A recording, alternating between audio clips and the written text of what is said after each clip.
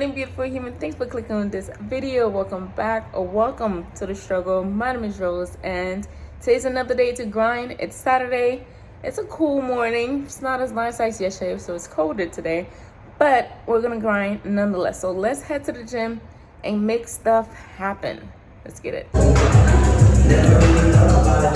Ready to grind?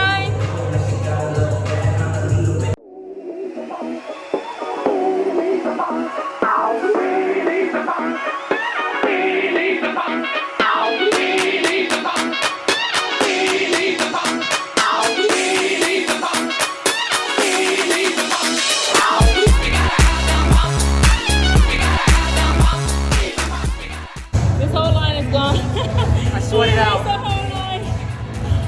No days off, baby. No days off.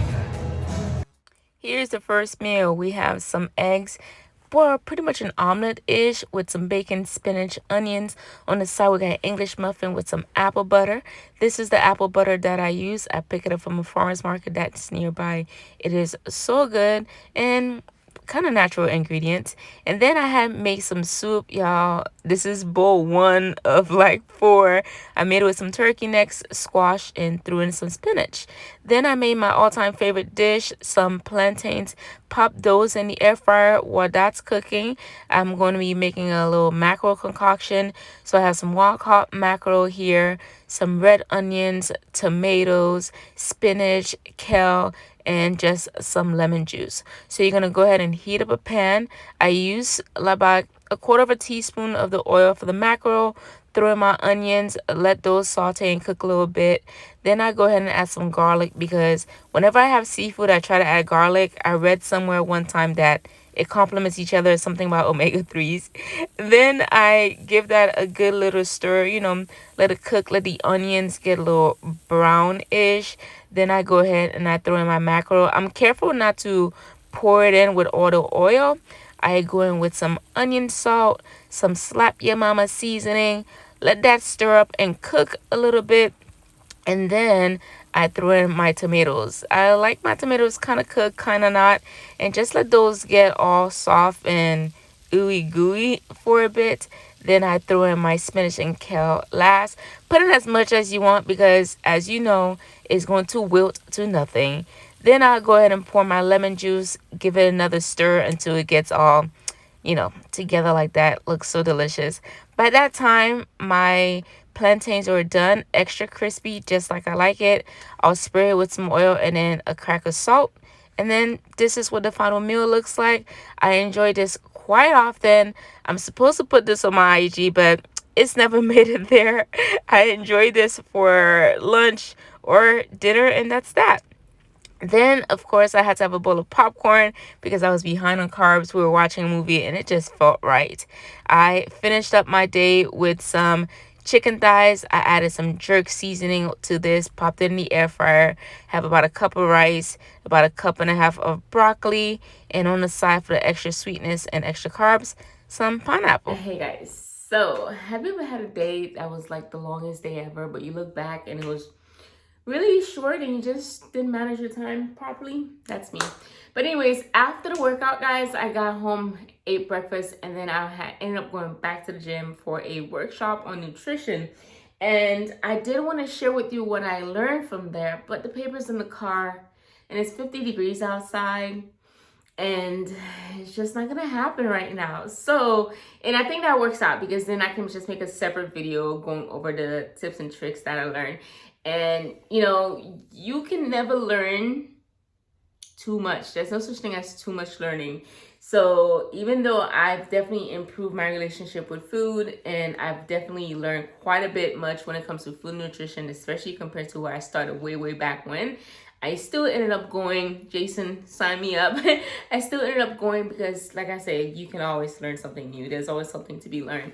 And I'm so glad that I went. One of the things that I definitely plan on working on 100% intentionally is my meal times.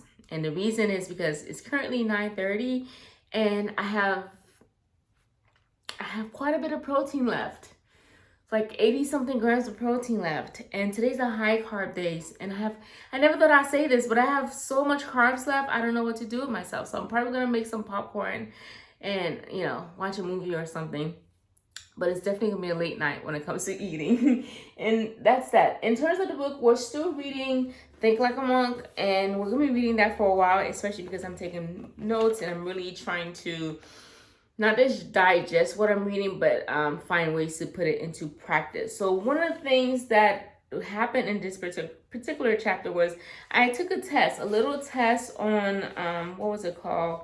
Like your Dharma profile. I think I told you guys yesterday, Dharma is basically you doing what you love, what you're skilled at, and it can help people. I told you something to that effect. Hold on. Your passion plus your expertise plus your usefulness equals Dharma. So my Dharma was the maker, I think it was called. And I was looking through some of the qualities of such Dharma or such person. And while I agree with a few of them, there are some that just, they don't make sense to me. So maker, their skills are supposed to be inventive, supportive, and implementing stuff. I could see me being supportive, but when it comes to being inventive, I don't think that's me at all. When it comes to implementing things, I think I could do a better job of that. Mode of ignorance, I'm depressed by failure. I can agree to that. I do not like failing. When I fail, it's like, why bother? And I just quit for a long time before I can get unstuck. Feeling stuck or feeling unworthy, feeling anxious, those are all true. My mode of impulses, I like to explore or experiment with new ideas. I do that a lot. I juggle so many things at the same time, which, yep, I can lose focus on expertise, or I could lose the ability to care. And here it says I focus more on the money than the results. That's why I would disagree. I'm all about the results. Money would be like the last thing I think of, because for me, when it comes to money, as long as I have enough to pay my bills and just do the basic things, I'm good. And then mode of goodness, I'm driven by stability and security, and not insecurity, but like, and also security. I'm generally content with the status quo. I don't really do too much extra. Like I say, as long as I have enough for the basics, I'm good to go. And I like to choose meaningful goals to pursue, and I like to support those that are in need. So those are all good things that are true. But so the whole chapter is about taking a test, and then he goes through each of the different dharmas. I'll see if he has a link, and then I'll include it in the description box, and then you can take the test yourself to see where you fall in, whether you're a leader, a maker, a creative, or a guide. The 4 varnas, he calls them. So I'll include that for you. You can take it, and if there's no link, you can just get the book. Or maybe we can make this like the Sisterhood of Traveling Books, and then you can get there at some point. But some of the key takeaways from the chapter are basically figure out what empowers you and use that to better understand yourself and what you want out of life. So what are you motivated by? What are your strengths, like we talked about yesterday? Find ways to improve those, find ways to strengthen those, and then use that to get you going in life. And then the next thing is, which is I feel super important, is don't let your head get in the way of your passion. It is very easy oftentimes for us to think about what we want, and then before we even start achieving it, we start counting the ways that we cannot do it. And I have a friend, and I've mentioned this before because we talked about you putting bad things into the universe. So in other words, you setting yourself up for failure. Stop doing that. Get out of it. When you see something that you want, think of the positives. Think of how you can approach it. So stop counting yourself out before you even put your foot in the race. So get into the race. Find ways to motivate yourself. Get people who will encourage you to pursue those dreams, and get out of your head and just go for it. Okay? So yeah, the rest of this, you're going to see what I end up eating. I've had breakfast, and y'all, I had so much soup. I keep telling myself, like, when you have soup, you can't have that much of it because it's very filling and it's going to leave you stuffed and you can't eat anything else. But that doesn't click. That doesn't click. So that's that. I will see you in the next one. And until then, make really good choices. Oh, you know what else I'm going to be posting? I'm going to post my jump rope challenge here. Today's 1,000 jumps. I wanted to do this first, do the jumps, eat, and then shower, and then eat again. So that's why I'm doing this before. But I'm tired. I'm tired. But you know what? Tomorrow the gym is closed. I have never been so happy about a gym being closed ever in my life. I'm so thankful it's closed because then I don't have to make the decision of not going. Because as you guys know, for the 75 Hard Challenge, I have to do 2 workouts per day. And when given a choice, I tend to go to the gym because it's easy. But tomorrow we're about to do some yoga, hop on a spin bike or something. But thank God the gym is closed. Hallelujah. Maybe I should go to church instead.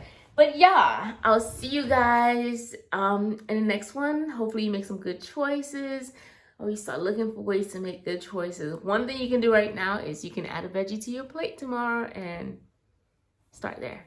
Good night.